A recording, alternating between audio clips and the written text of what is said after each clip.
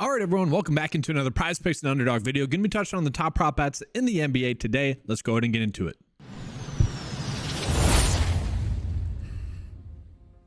So today we are getting a pretty big NBA slate, about 6 games. That's kind of the sweet spot. Not too much, not too little.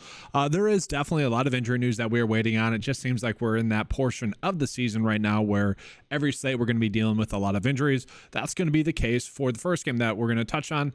And just kind of looking at the slate, we do have 2 games that are projected to be blowouts. Again, the first game that we're going to touch on is going to be the Lakers versus the Hornets. That game is projected to be a blowout, about 11.5 point spread, 227 for the over and under as well, so not that high scoring. We do need to get news on LaMelo Ball, Frank Ntilikina, Gordon Hayward, Mark, all these guys. So we don't know for sure whether or not they're going to play. What we do know is who's been productive when those players have sat. And we also have to remember that Terry Rozier is still gone. So when I'm looking at this spot, I do think I just want to be loading up on Brandon Miller again. It was kind of unfortunate on Underdog yesterday. The 2 EV bets that we had, Jalen Duren and also Jay and Ivy, the 2 prop bets that we had there, very good EV bets. They're ones that did get bumped. And then kind of the one that I really like to pair with that was Brandon Miller, who obviously ended up crushing. Kind of annoying when the really strong EV bets don't hit, and the one that's kind of iffy doesn't hit. I mean, we know that's the nature of props betting and specifically for NBA. But yeah, Brandon Miller has just been crushing it, guys. It's the shot attempts. We look at the past 5 games now with those players out the court. He continues to shoot the basketball a ton. 25 shot attempts in the last game, 19, 21, 19, 18. The expectation is for him to get at least 18 shot attempts up. And look at the 3 balls. I mean, that is crazy. We had the opportunity to get like 10 3-ball attempts in the game. That is pretty crazy to me. He is someone I do think I want to be looking at again. And so given the fact that we are only getting Miles Bridges and Brandon Miller props, I still think that these are going to be good ones. It is the back end of a back-to-back. We do have to worry about that. But just looking at it right now, like this is the exact same line that we had yesterday. This has basically been the exact same line we've gotten the past few games. Brandon Miller is just currently being undervalued across the industry. DFS-wise, you can tell by his pricing. It's a very solid pricing. Not a terrible matchup going against the Lakers as well. And I think just given the fact that he's been going off in these games that are blowouts as well, I mean, look at this. He's getting the minutes. And so assuming that continues, I'm perfectly happy to run him out again. You guys might be wondering about Miles Bridges or Nick Richards. I will say Bridges becomes much more appealing, as does Nick Richards, if we get news that Anthony Davis is going to sit. And to me, it wouldn't be shocking to see one of Anthony Davis or LeBron sit tonight, just given the fact that they are going against Charlotte. This should be an easy win for them on paper. Right now, looking at the Lakers props that we are getting, we are seeing LeBron, slight difference between Prize Picks and Underdog. You know, if that one's still there for Prize Picks, you could attack it. That's not terrible, but the average sportsbook line would only be giving that about a 53.4% chance to hit. So it is a little bit strange that Underdog actually bumped that up there. But that's enough of this game. Let's go ahead and jump on into the next game that we are getting. So looking at it, we got the Mavericks versus the Sixers. We know Embiid's going to be out for an extended period of time. 1.5 point spread, very high game total, 242. Looking at it right now, Melton is still out. Okay, we got to get news on Tobias Harris. Okay, Tobias Harris really messed up Maxey as a prop bet in the previous game, because with Harris out, that's just their 3rd best player. Well, right now, 2nd best player. Off the court, it just increases the likelihood of that game being a blowout. That was kind of a bad beat 2 slates ago. Looking at the Mavericks, got to get news on really Kyrie and Luka Doncic. I want to take a peek at the injury report. Kyrie more expected to play. You're looking at Luka, definitely a game time decision. Same thing for Tobias Harris there as well. Truly a game time decision. But we can see both teams are kind of banged up. Like Derek Lively's out. Paul Reed should be able to have a good game, but we know the Paul Reed experience.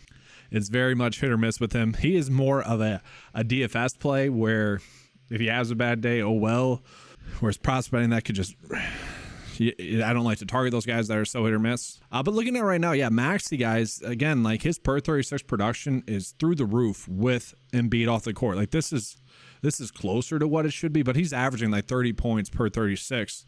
And so like it's weird. Like we know that we were unlucky on the last slate to have Tobias Harris out, but also Maxey shot the ball poorly. Now, yes, it was a matchup with Brooklyn, not exactly a matchup I'm always excited to get to, but look at it, 8 for 23. I mean, that was terrible, really bad. If he makes a few more buckets, he's closer, right? 27 or so, I guess 29 if he 3 more buckets, that's really not too crazy. 11 for 23, like that's nothing. Even when 4 for 6 from free throw line. So just and off night shooting. It's pretty clear to see that. So he is someone I do expect to have a better game. And given the game total that we have, I do still think that there's an edge there. And then looking at Tobias Harris, like his per 36 production with Embiid off the court would suggest that this line is about 2 PRA too low here. And then again, given the game total that we have here, I would be fine betting the over. This is a little bit of a stacking opportunity that I see in this game. Then looking at Dallas, I would assume we're only getting Luka props. No, we're getting Kyrie as well. So interesting there, because obviously if Luka were to sit, Kyrie gets a massive bump in usage and production. So this tells me that Vegas is expecting Luka to play. That's probably why the game total is so high. And with that, with both of them active, if you guys have one, by all means, go for it. I wouldn't talk you out of it, but I feel like these are a little bit too thin. So we jump into the Kings versus the Cavs, 4.5 point spread, kind of a higher game total for the Cavs at 235 for the average over and under. Looking at, we do need to get news on Jared Allen, whether he's going to play or not. For the Kings, they're good to go. So I do think it's worth noting that in the last game where Jared Allen was out, Evan Mobley did have a really good game as expected against the Spurs. Can we target that again today if Jared Allen's out? Potentially, but the matchup is not as good. He did get into foul trouble, but I mean, he crushed on limited minutes. That was expected. That was a big edge that we were getting that day. And that's what I would expect. If he's getting like 24 or so minutes, I expect him to have a good game. But we are getting Jared Allen props. The day is kind of expected Jared Allen to play. And again, with Cleveland starting to get healthy now, to me, a lot of the prop bets that we were getting probably start to feel a little bit too thin. I will say like Garland for over assists, with those two bigs back, that should lead to a few more assists. But the best prop bet that we're getting for him is actually points and assists. If you guys like that, go for it. Again, I wouldn't talk you out of that. It's not exactly one I want to target, though. Let's go and take a peek at the Kings. And looking at the Kings, my initial thought is Kevin Huerter's PRA is extremely low. But if you look at it, he was someone that was just extremely hot. And so he was playing a bunch. We know that this is the case with the Kings. It's like if you have a bad day, you're just simply not going to get the minutes. It's just not going to happen. So that's a risk reward. But given the fact that he was playing extremely well for quite some time, this is an extremely low prop line. Now, I get that's a terrible matchup going against Cleveland. That's why it's so slow. But I don't know, like it's not exactly a terrible matchup for him necessarily, because his role is a little bit different. Like he's just shot dependent. If he's making his open shots, he's going to hit this over. And if he's making those shots, he's going to get those minutes. So not terrible there. That was the first one that really stood out to me. Sabonis. Yeah, I don't know if I exactly want to touch that if we're going to get news that both Jared Allen and Evan Mobley are going to be active. De'Aaron Fox, his PRA does seem too low as well. I mean, this is a high scoring game for Cleveland. And so, it's kind of a balancing act. The Kings points are probably going to come down a little bit. Cleveland's is probably going to go up a little bit. Tough to say exactly which side of it we want to be on. Harrison Barnes, very much shot dependent. I would actually be fine betting the under there. But, man, it's guessing with the Kings. That's really what it is. Like, if you're betting Huerter to get over his PRA, then you're probably betting Barnes to get his under. That's just how it works. You could also do the vice versa if you wanted to. All right, so we got 3 games left. Clippers versus Hawks. 242 for the over and under. 3-point spread here. Looking at the Clippers, they're going to be good to go. They're fully healthy, I think, for the first time all season. With Zubac, Plumlee, and all them. I think this is the first time they're like fully healthy. Clint Capella is going to be out for the Hawks. Bay could be out. Hunter could be out. That's going to mean Jalen Johnson's going to be someone that we're looking at to have a really good day. And then potentially Anyika is going to get a little bit more run in this game as well. And so looking at the prop bets that we are getting for Atlanta right now, like the data says to bet Anyika for under his points. And I might agree with that. Like it is a tight one.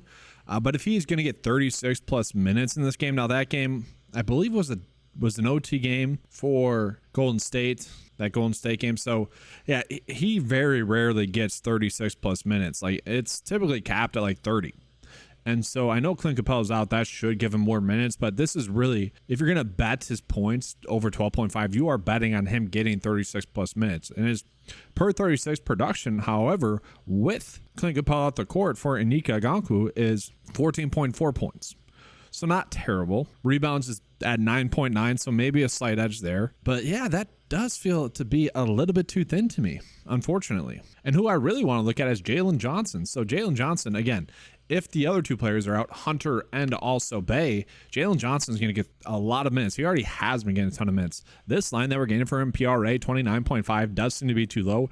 Just with Clint Capella off the court, he averages 16.3 points, 9.3 rebounds, okay, and then around 4 assists. So really, I guess it's spot on there.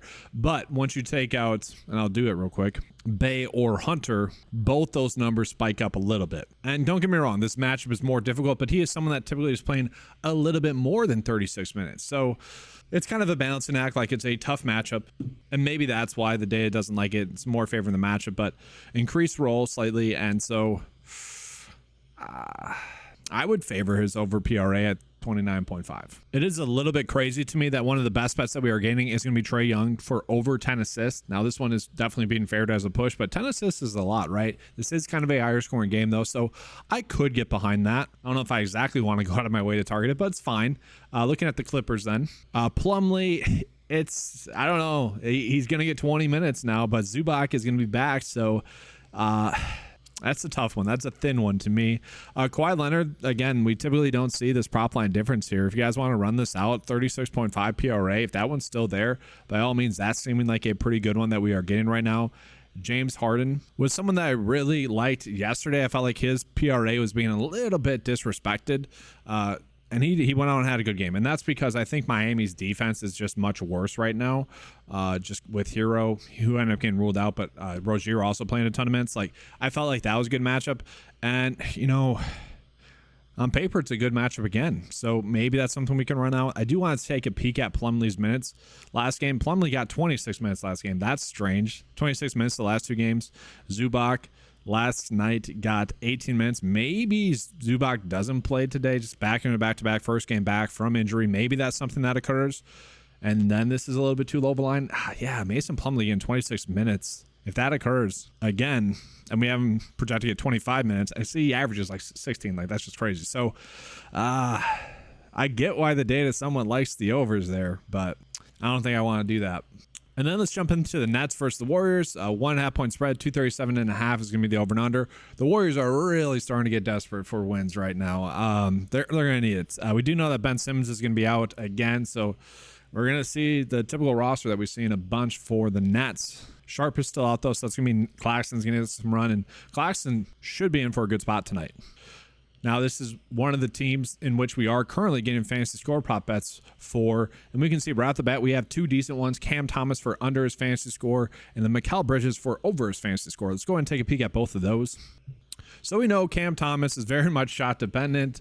He is someone that has been going off a lot recently. Okay, that's the concern, but that's also why the fantasy score is so high.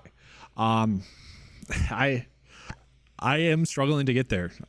Typically speaking, I'm just very much just bet what the data is telling us to bet and go with it. Now, I will say we do have to look at the injury report because Dennis Smith Jr. hasn't been playing a lot during that run, or just not a healthy amount of minutes. And so with Ben Simmons being out and then Dennis Smith Jr. being out for a couple of those games, it makes sense why Cam Thomas was getting that kind of longer leash. And then also Spencer Dinwiddie, his minutes are going to come down a little bit as well. But I guess I get why with Dennis Smith Jr. being active in this game, I get why the data would be suggesting to bet the under there. At the same time, Mikal Bridges is like the only player we can trust to get minutes in this game. And so it definitely is interesting that the data likes the over fantasy score. I'd be fine with it. Betting the overs there. And then looking at Claxton, yeah, it is a good matchup. It does feel too high, though. Like, I don't know. At 38, that's starting to get a little bit too rich for me. I don't know if I really need to attack that. Let's jump into the Golden State Warriors now. And so looking at the prop bets that we're getting for them right now, Kuminga has been something that's been going off. If you guys want to continue to ride the hot hand with him, I would not blame you for that. He has been playing extremely well. He's really been part of the reason as to why they've been able to stay afloat a little bit, stay in games. I mean, he's just been going off. The game logs there in the last game against Atlanta, not exactly the best matchup, but that was his one bad game in quite some time. Yeah, he's just been going off. Against Brooklyn, do you exactly want to target that? No, but it is a low point total given how well he's played lately. Fantasy score-wise, we're really not getting any good prop bets. With the Warriors, it really has been more of a stay-away situation for me other than a few games with Kuminga here and there. So yeah, let's go ahead and jump into the last game of the night here. Toronto versus the Pelicans, 11 or 12 or so point spread, 234 the over and under. Last night it seemed like RJ Barrett could sit, which meant Quickly would be in for a good spot. He ended up having a good game regardless.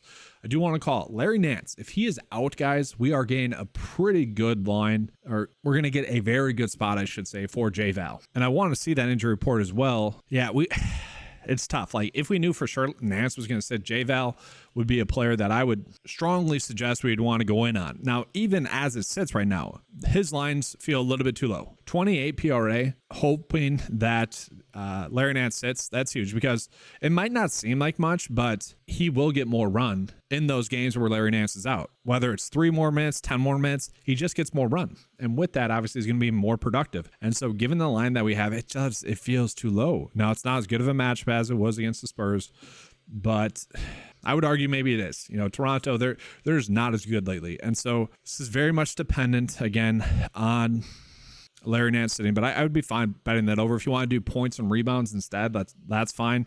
If Zion were to sit, obviously Brandon Ingram, CJ McCollum get big bumps. Herbert Jones being out also kind of gives J-Val a little bit of bump, a little bit of a bump to Ingram, but not too much. Let's go and jump into Toronto then. And strangely enough, we're not getting any Toronto props. I don't really know why. And then I did just hit the data refresh here because I want to give you guys the best fantasy score props that we currently have. And that's funny. So Harrison Barnes under PRA was one that was popping up, but you can see, given the like kind of line difference, like I think it was 17.5 for his PRA, but his fantasy score is only 2 higher. I can get behind that. Like, if he gets a couple assists, no turnovers, like that's fine. I'd be fine with that. Kevin Huerter over fantasy score is one that's popping up. Evan Mobley over fantasy score. These are tight. Man, I guess I'm kind of fine with them though. Again, though, this is where we are getting our biggest edges night in and night out. I do real quickly want to take a peek at college basketball as well. We are getting one good one. Reese Beekman for over his fantasy score. So that's one I'm going to be attaching to the bet of the day for NBA. Underdog right now, we're not getting too many edges. So let's go ahead and show you guys the bet of the day for PrizePicks. And just real quickly while we're on college basketball, man, the last 2 nights, 4 for 5, 1 on Underdog. That one felt a little bit unlucky not to hit. And then yesterday, it was the last leg that did not hit, but the last leg just crushed. It was kind of a PrizePicks yesterday, college basketball wise. None of them were really close. All the unders hit by a hefty margin. The one that hit for the over hit at halftime. So the college basketball fantasy score props have been pretty darn solid. That just goes to echo though that PrizePicks and Underdog, they struggle to give proper lines, and that's where we typically are gaining a bigger edge. So giving you guys the bet of the day for today, probably not going to be a high volume day for me today.